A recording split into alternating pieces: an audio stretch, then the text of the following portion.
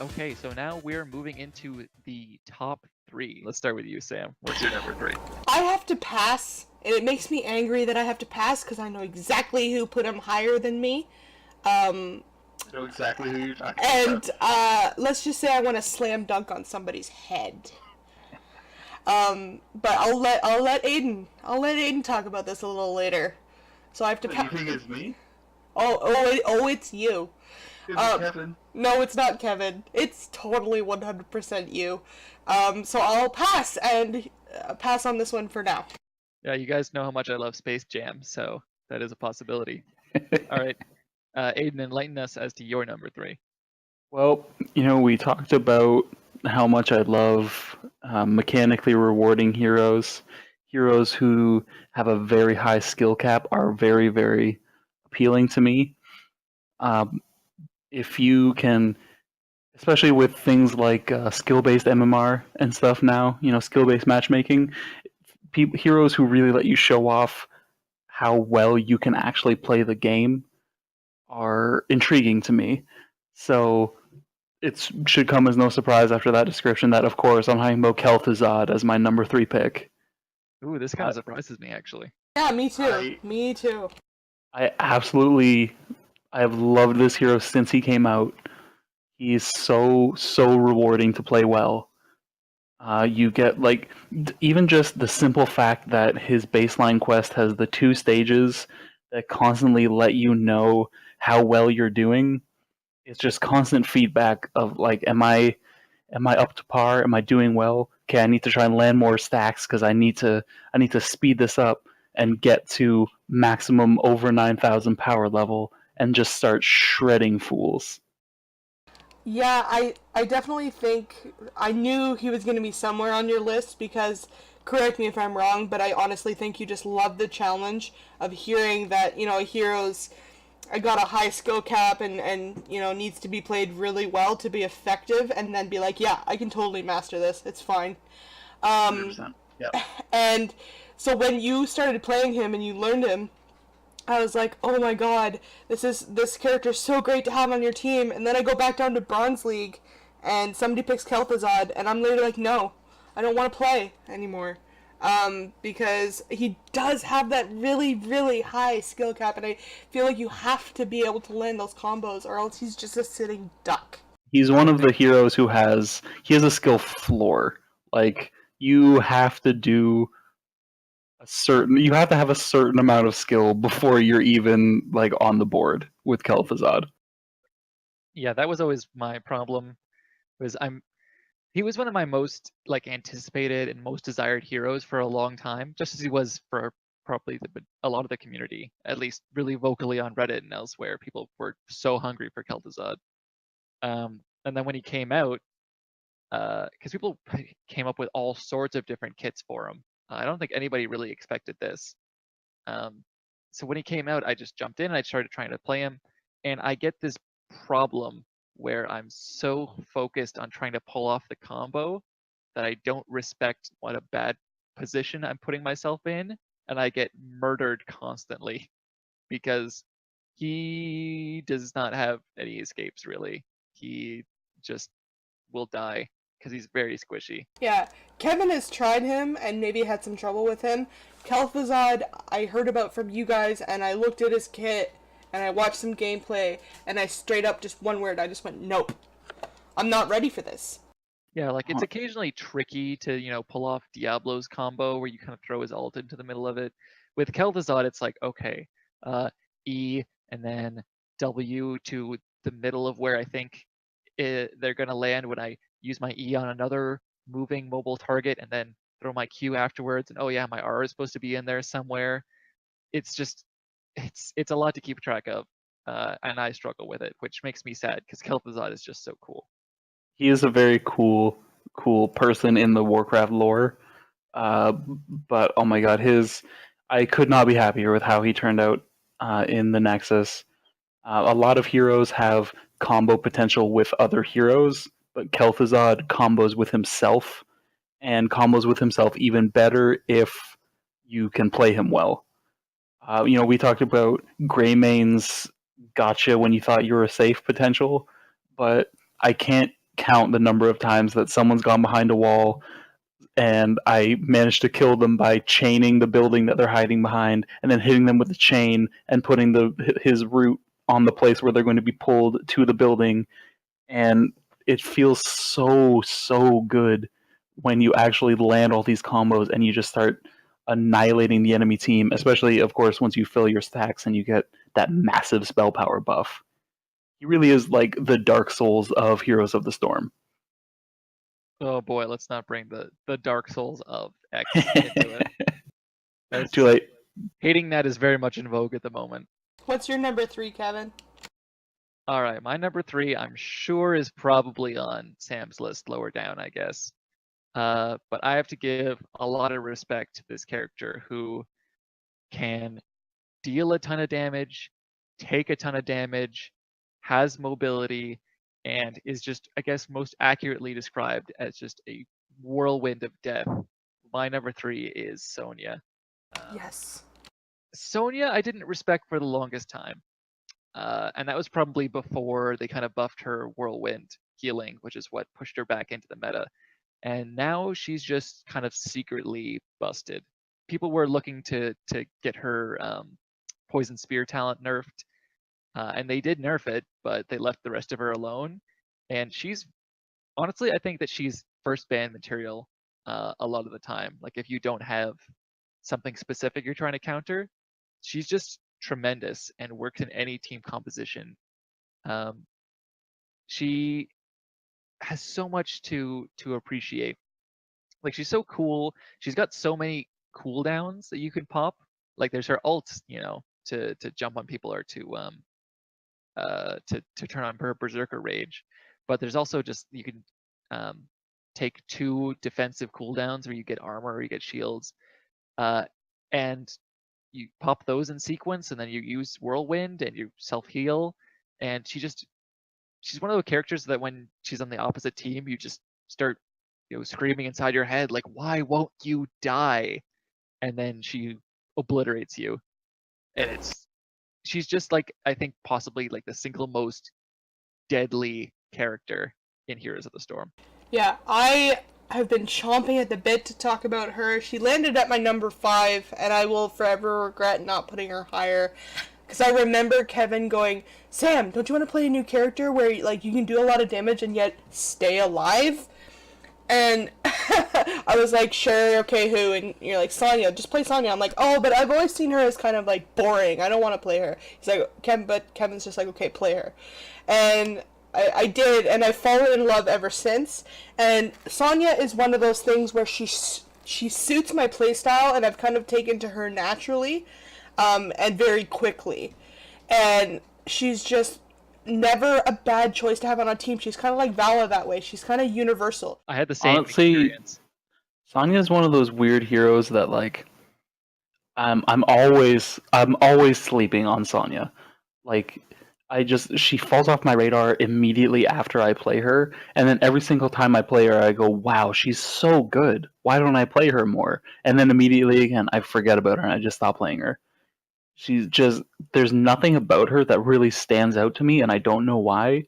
But whenever I use her, because you know we need a more bulky front line, and she's never a bad choice unless you don't already have a tank and you have 1 pick left and you need a tank for real. Like she's never a bad choice, and I just, as soon as the game is over, she's wiped from my mind and she doesn't enter it again. It's so weird. I don't get it. That's a terrible shame. Because again, like as you say, like she's incredibly satisfying to play. Like it's a very tactile kind of experience playing her.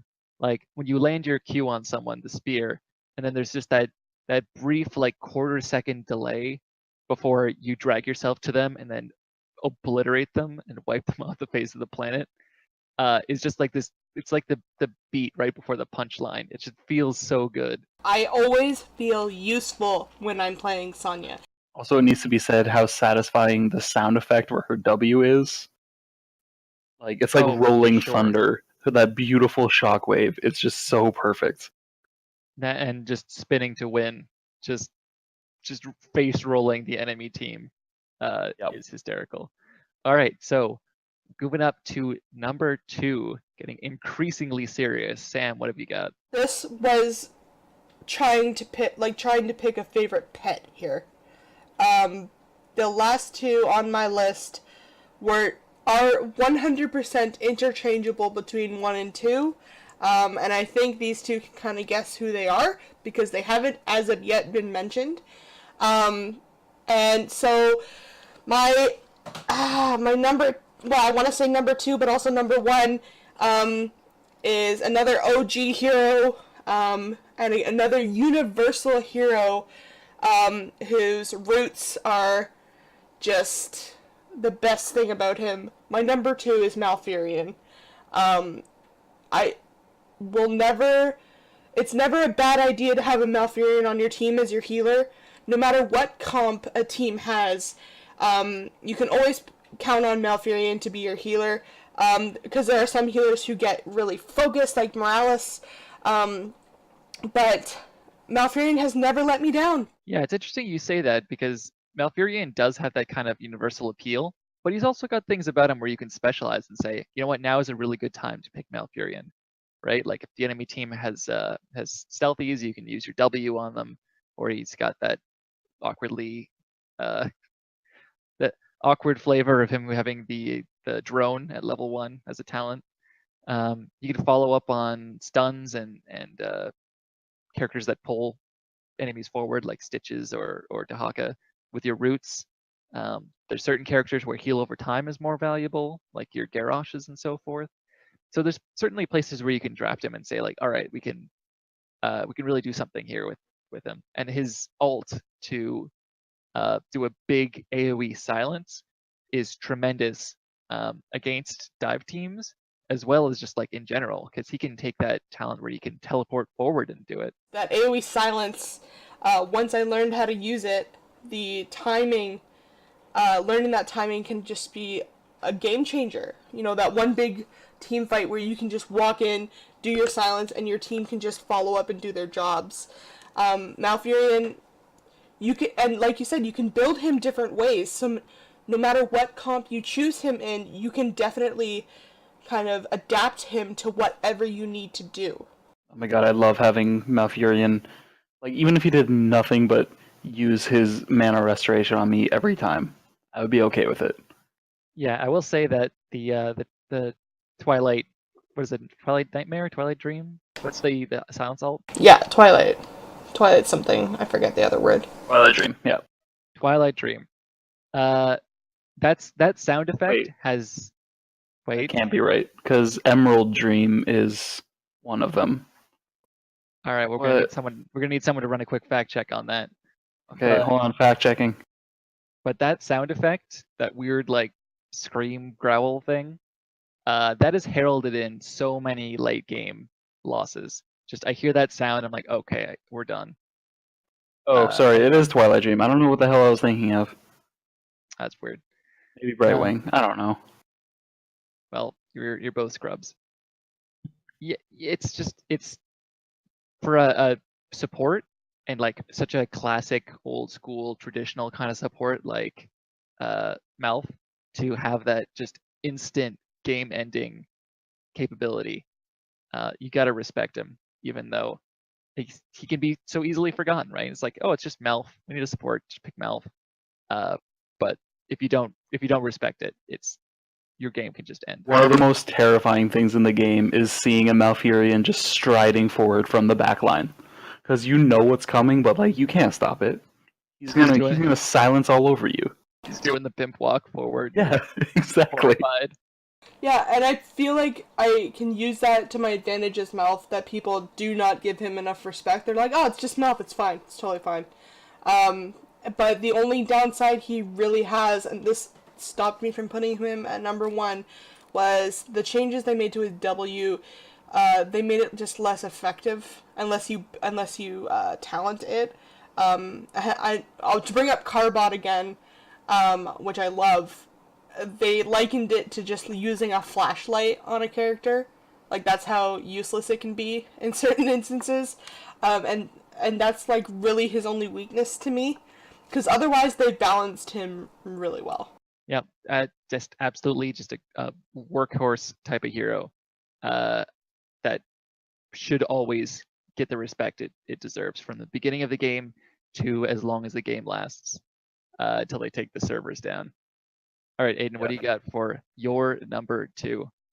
Well, it's not only a strong hero, but just a strong person. The kind of person that I would allow to crush my head between her powerful thighs. Because she is the strongest woman in the world, and she just wants to hug you like a big fuzzy Siberian bear. I am, of course, talking about Zarya, my other bae. Oh, I thought you were talking about Li Ming's powerful thighs. I mean, Alexstrasza has some powerful thighs too. There's some thighs in this game. If you're a thigh person, play Heroes. I want to see that on the back of the box. This is one of the picks that was stolen from me for being higher up. I knew it. And Zarya came in at number 8 for me, just for those shields, man. That's a travesty. Zarya should be in everyone's top 5. She's so fantastic. I can't talk about her enough. Like I haven't played her in a while because the new hotness repeatedly with Alexstrasza and Hanzo, that derpy idiot Hanzo. But like every time I play Zarya, I'm reminded that not only is she fantastic, it's very nice to see a different kind of tank. It's not just another tank with, she has a big health pool and she can kind of peel for people. Like, screw peeling for people. She'll shield people. She makes them invincible for a bit. Yeah, the only reason she was lower on my list is I'm absolutely falling in love with her, and I do take every opportunity to play her, but I feel like she's so new to me that I don't know her different facets yet, but she has enough potential for me to make the list, because I didn't necessarily stick to, heroes that I'm good with or I've played a lot of, but she has so much potential for me, and it was one of the ones that actually, our Get Good Sam episodes where Aden taught me how to play Zarya, and his love of Zarya definitely came through. I hesitate to use her as a solo tank, and I think, Aden, you'll agree with me, it's just she is a bruiser by definition, and she's just full bruiser. Would you ever use her as a solo tank? Never. Unless, I don't know, maybe I had the beefiest front line of all time aside from her. Like, maybe if I had, a Thrall and someone else who can sustain themselves really well. But generally... Sorry? You mean like a Sonya? But no, that's another warrior. We're talking about a single warrior comp here. Oh, she's misclassified. She should just be an assassin. I mean... She should, exactly. She's just a beefy assassin, but this is where a more granular definition would really come into play, because she has support elements to her. She has a higher health pool than average, but she just chucks damage downrange, but she also shields people like a Tassadar or a Medivh would do. So she has support elements, she has assassin elements, and I love, kind of like Hanzo, I love heroes that are so perfectly translated over from their original game. Playing Zarya in Heroes of the Storm feels like playing her in Overwatch, and I mained her in Overwatch as well for a long time because she's just as impactful there.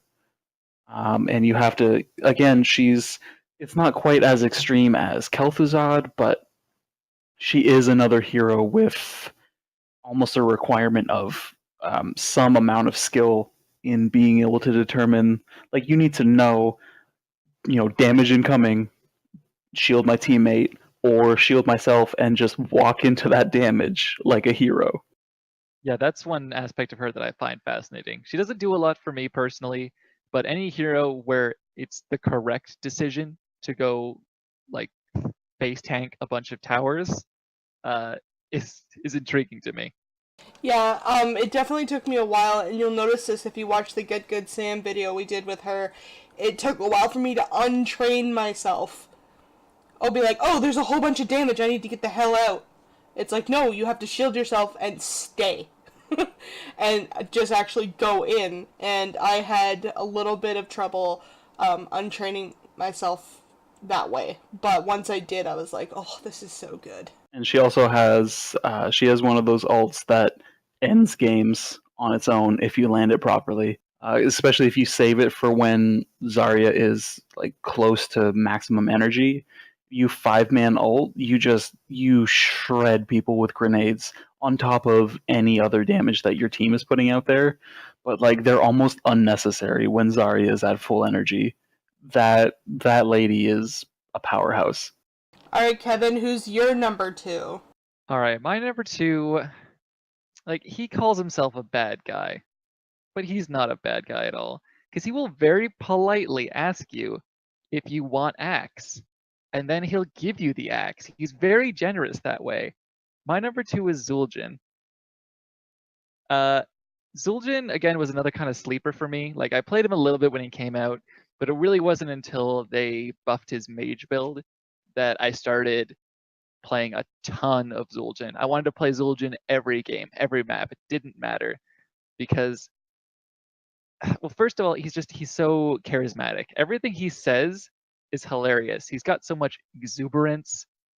He's so insistent when he just says, this land, it's troll land now. There's nothing you can do about it. It's just the way it's going to be. He's got this really fascinating interplay with his health where you can reduce it by popping his berserker trait to give him faster attack speed. You can increase it by using his regeneration ability, which plays this kick-ass little jingle on some drums. Oh my god, I love that sound effect so much. Yeah, it's great. Like even Lucio, who's just jamming music all the time. Like he doesn't have beats like Zul'jin does. Really, when you use that ability, I immediately get flashbacks to having a low-level troll character in troll or orc really in World of Warcraft, and going out to the island from Senjin Village and killing the raptors and the crabs and stuff in that area. Oh, the Echo Isles? Yeah. Yes. Yeah, that brings me right back as well. I was also a troll for my first World of Warcraft character. Because Warcraft trolls are like flat out the best characters. It doesn't matter what they are. They're just the coolest race in that game. Yeah, and HOTS was missing a troll for the longest time. It's still missing some very important ones. Like there's no Draenei in the game for some reason. Yeah, but more importantly, Blizzard Vol'jin Wen. Yeah, Vol'jin Wen, Senjin Wen. Yeah, so there's that great interplay. His W is just tremendous fun, and is also very skill intensive because it's got a really long range. You can't just like point in the direction you want to hit someone and fire it away, because half the time it'll go in front of them.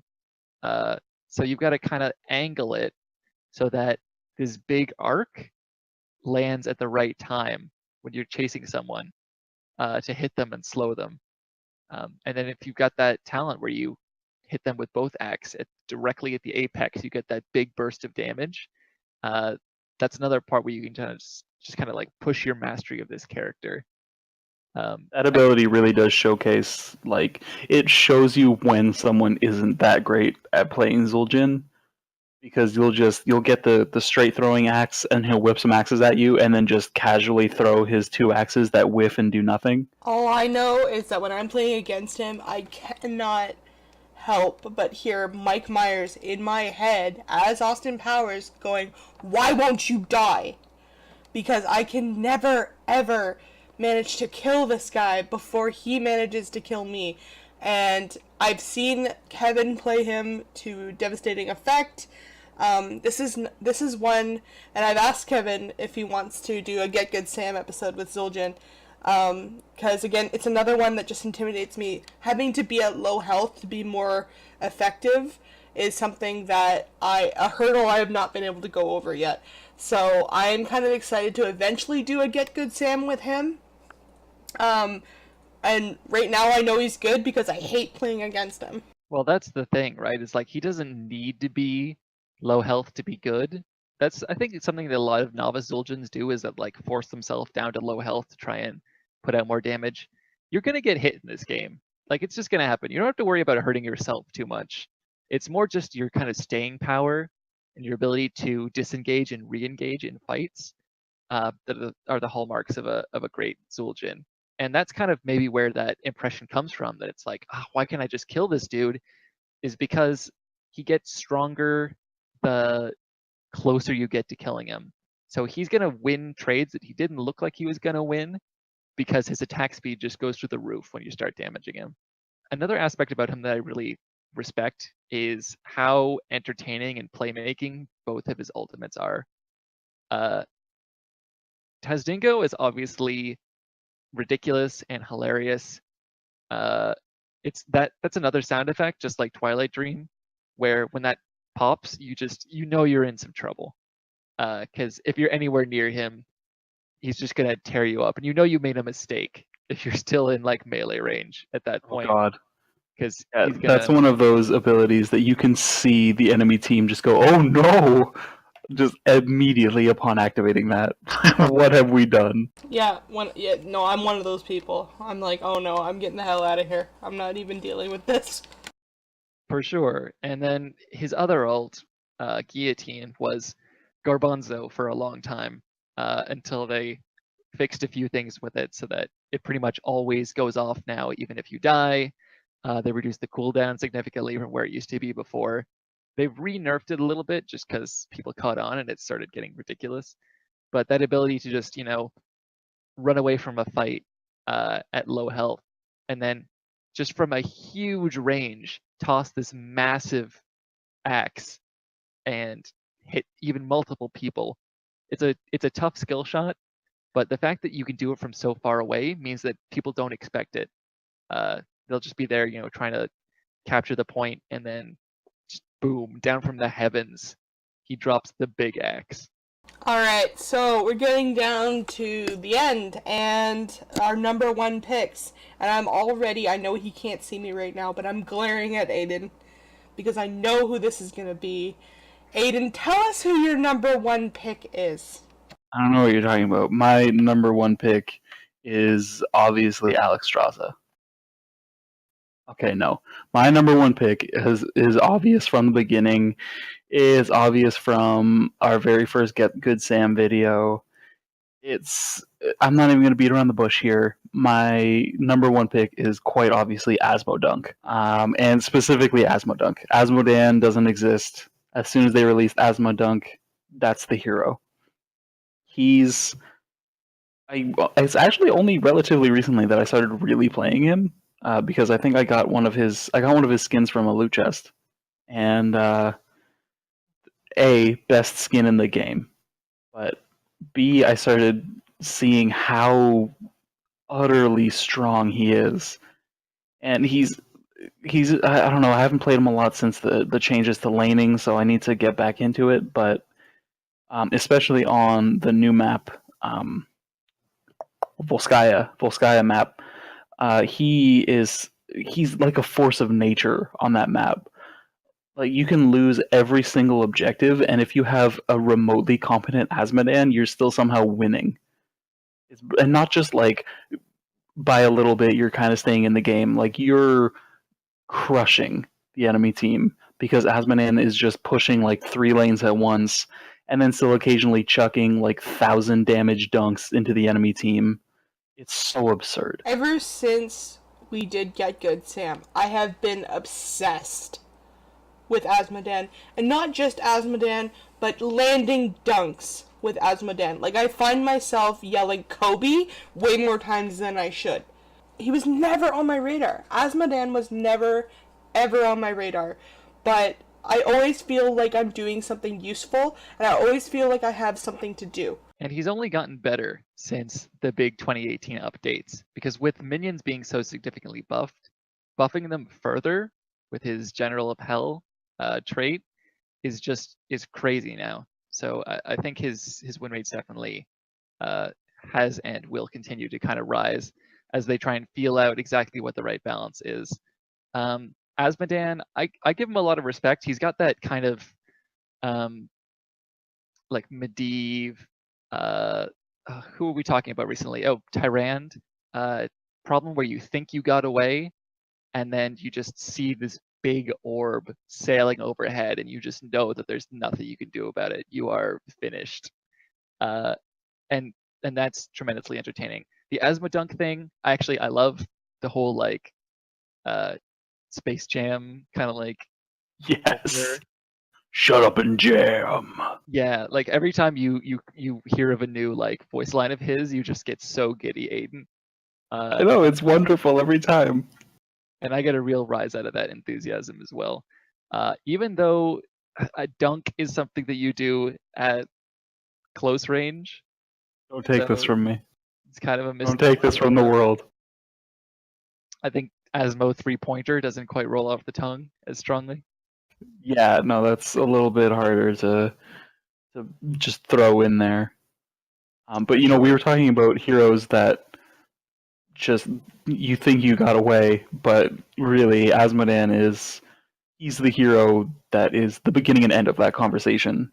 And I'm proud to say I spent a lot of time really, really learning the speed of his Q to the point where I can reliably dunk on fools from across the map, and it feels really good. It's one of the skills that I think really benefits me the most in the game, and honestly, like it benefits more than just playing Asmodan. Like learning how to lead people really benefits you when you're playing even people like Kel'Thuzad. You need to lead every single target when you're playing him. So learning how to dunk on fools from everywhere is such a universal skill that also gets you really, really flashy kills all the time. And Kevin will love this, but learning how important laning is, and pushing your lanes, and just, you know, while everyone's busy team fighting, you just kind of quietly knock down towers, and how useful that can be. And you guys haven't even talked about lasering people. Like, oh my god, if you build that laser, I don't think anything in the game is as punishing as that stupid laser build. So Asmodan has waddled into number 1 for Aden. Sam, what is sitting at the top of your chart? See, I love this pick because everybody's going to hate it. And that makes me love it even more. I think she's one of the most underrated heroes, at least for non-pro players, in this game. I have to give my top spot to the little panda, the sassy panda, Lily. Oh, thank God. I thought you were going to say like Nova or something. No, the sassy panda stole my heart from the very beginning when I started playing this game. To me, when you learn to play her well, she just does so much for the team, and it may not result in a lot of damage, although, let's be real, Water Dragon can really be the difference between winning a fight and losing a fight. She blinds she's got one of the most annoying blinds in the game. She's very fast. She can dart in and out of the fray while still healing her team, while contributing. Her only weakness, I would say, is she can't solo lane. That's one thing she cannot do. But this character is so good for CC, and just so much fun to play. How many times have I acted as the bait for our team and just led people into a gank? I love her, and there's so many different ways to play her, and she's had my heart since beta. So Lily, for sure, is my number 1. I'm not even surprised. You were kind of down on Lily for quite a while until we forced you to play damage Lily. Yes, I was, and that's true. And this brings me back to your bruiser healer point, Kevin. When I found Bruiser Lily, it was like a whole new door opened to me. To realize that she had that damage potential, which has since been nerfed a little bit, unfortunately, with this whole support apocalypse thing. Just that I had never, up until that point, when you guys said, okay, let's just do something different, play damage Lily. I said, okay, fine, I don't really want to do this, but I had never taken Water Dragon up to that point. And from that point on, up until they nerfed her, I never stopped taking Water Dragon. You also get to Water Dragon people like every 45 seconds or something stupid. It's ridiculous. It feels like it's just every 14 seconds. Like every time there's a fight, oh whoopsie daisy, there's another water dragon. That was Hanzo's only thing, was the double blue dragons, and Lily took that away from him. Correct. This won't come as a surprise to anyone, and the pro players kind of gave me a little bit of validation because they did pick her quite a bit, and they did see a lot of her usefulness in the HGC. And even with the nerf, I'll still continue to play her. She'll always be my fallback. When I just want to play a game and have a really good time, I'll always play her. Yeah, because she like they've rebalanced her quite significantly. She's much more of like a main healer now. The jury's still out on that to a certain degree, but she also just like she gets a lot of flack for her lack of control, you know, in terms of who you heal and what you're hitting with your blinds. And I get that, and that's something that's been a real problem for high level play and so on. But she's a great sustained healer, and she's also kind of got that just inevitability of death because yeah, sometimes you can't control exactly what you're hitting, but you also can't miss. And in a lot of situations, that makes Lily just sign your death warrant. All right, Kevin. How about you? Give us your number one pick. I bet I can guess. I can't actually. My number one pick. Well, before I reveal it, I have to reveal you two for the things that you really are, which is a pack of traitors, constantly betraying me, trying to keep this pick from truly shining as number one. Talking about how great and how superior all your heroes are, when there is only one true king, the king of Honduras, the Skeleton King. All of you peasants need to kneel because Leoric is the best hero in the game. Okay, no, I totally knew this. What? No, okay. No, that was not who I thought you were picking. Where the heck is Zool? I was really trying to fit Zool on my list, but the problem with Zool is that he's got this great fantasy where he's like mowing down the mobs and raising all these skeletons, and I love that. But he's just such an inelegant hero. The way he acts in team fights is so awkward, where he's like kind of supposed to be a bruiser, and he's got this weird kind of CC and a bit of weird poke damage, but he's also supposed to be up front because he's got his shield and then he's got his the attack slowing of his W, but he doesn't really have the sustain or the health pool or the damage to really do that successfully. I just always found him, as much as I love playing him when the opportunity presents itself, I find him to be very awkward in a lot of different respects. Now that I think about it, as soon as you mentioned Stukov's, the sound of Stukov's auto attack, that was a moment where I was like, okay, Leoric is high up this list. That is correct, because Leoric has just a tremendous presence on the battlefield. He is huge, he's tall, he's lumbering. Like his walking animation is very just these big, slow, commanding strides. And I don't know what the sound engineer was thinking when they did the mixing on his auto attack. It is so loud. It's louder than anything else in the game. It's louder than the announcers. It's louder than alts when they go off. Smacking people around with that massive bat of Leoric's is tremendously entertaining. And I thought it was like a bug when they first brought it out, and it might have been, but they haven't taken it away because it's just too satisfying. Especially now that they added a cleave to his auto attack when they did his rework, and he can just smack waves of minions all at once, like that scene of Sauron from Lord of the Rings. He's got this crazy personality. He's just paranoia is such like a fun concept for kind of like the personality of a hero. He's got all this crazy dialogue. Like Aden with Murky or Asmodan, the giddy joy when you play Leoric is evident. Nobody can escape this guy, right? Like, I mean, there's his ult, obviously, where he does that. I'm going to make another comparison to a movie franchise, but in, oh goodness, what's the name of that movie? With the smiley face button as the symbol. Watchmen? The Watchmen. Yes, thank you, goodness. Like that scene with Rorschach where he's like, you know, I'm not locked in here with you. You're locked in here with me. Just that moment where you slam down the entomb and they have nowhere to go, and you march forward it's just a wonderful feeling. And even outside of that, between the slow on his Q and how much ground you can cover with his E, which is kind of ridiculous, and his run speed talent that you can get on his W, like ain't nobody getting away from you if you're playing Leoric. Like unless you're Lucio or maybe Genji or maybe Tracer, you just are not escaping the King of Honduras.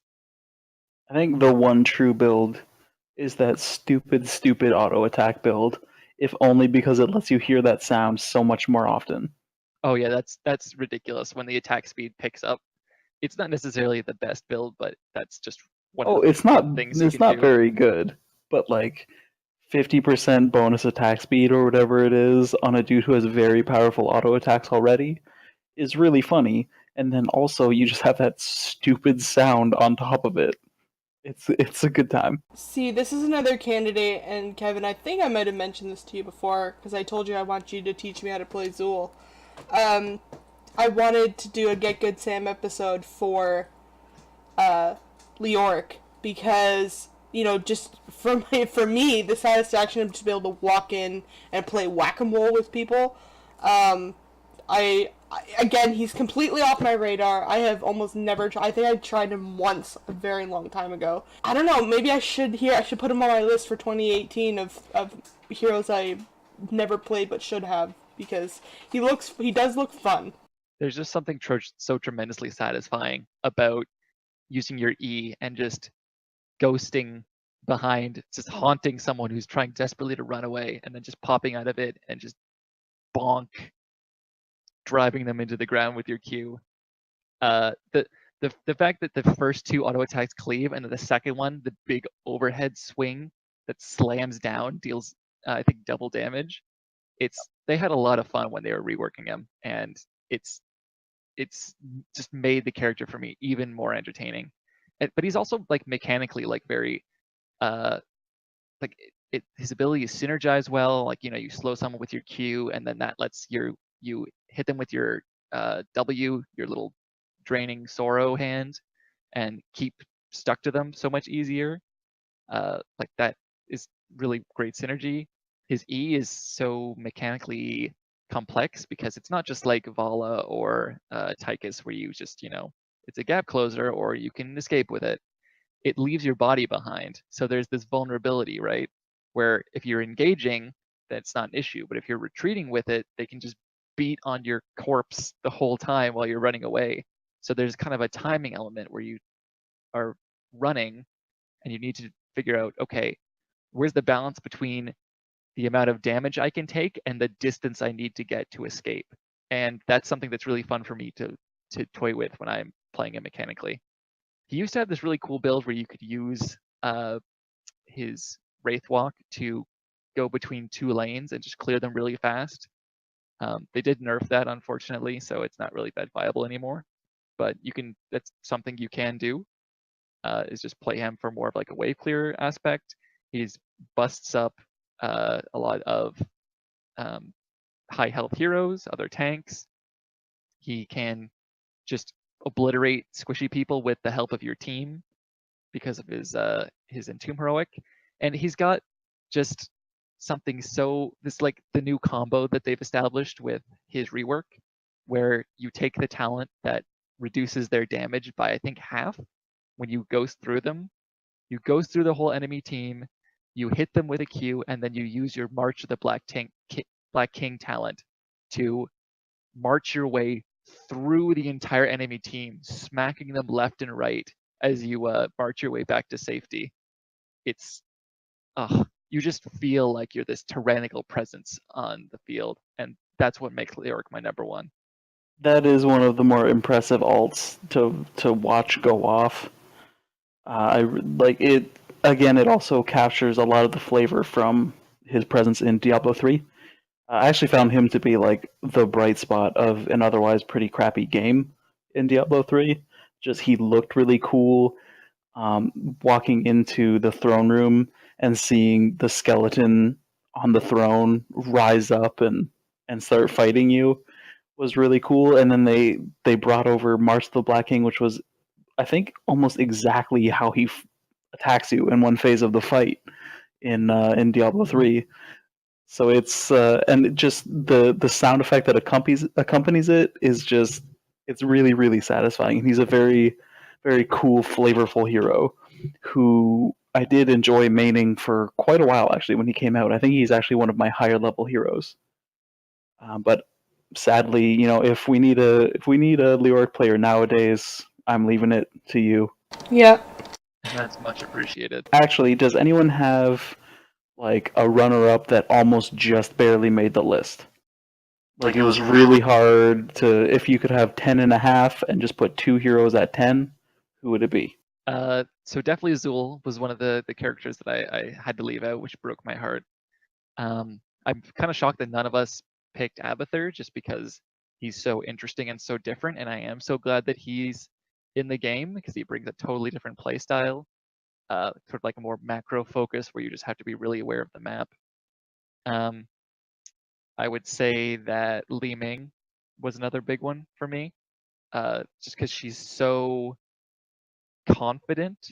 Like she's not just arrogant. She's just extremely confident in her own abilities, and she has just the raw DPS to back that up. And I would say Anub'arak I play a ton of as well, but he's very simple and he's very effective, and I appreciate that. But he just didn't have quite that kind of zest to get into my top 10. Yeah, I think Jaina has a special place in my heart. The Ring of Frost is just so, just, I don't know, landing it properly just feels so good. And Arthas, I'm putting these two together, but that combination of just beefiness and the ability to just whack away at a team and just have them have no idea how to handle you. Arthas, and as well as Diablo, because Diablo, no matter what your skill level, is a lot of fun to play, and stunning people up against a wall with your Q and then flipping them over into your team has to be one of the most satisfying things. There was a lot of like mages that I wanted to add to my list, but really when I thought about it, like they're really strong, they're very powerful, but like I don't know, I just didn't.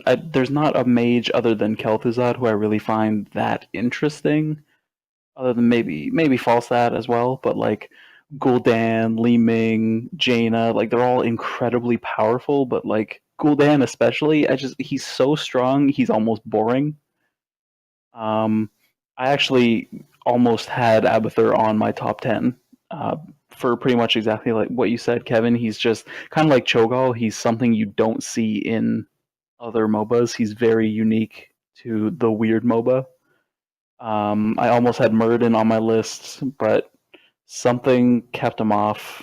I don't know what it is. He's very good, but also he seems kind of so basic that while effective, it's like Raynor in that he's very strong, but he doesn't excite me.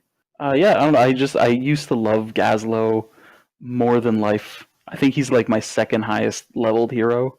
I had a period of time where I just played Gazlowe. He's so much fun, and he's a goblin with a robot in a backpack.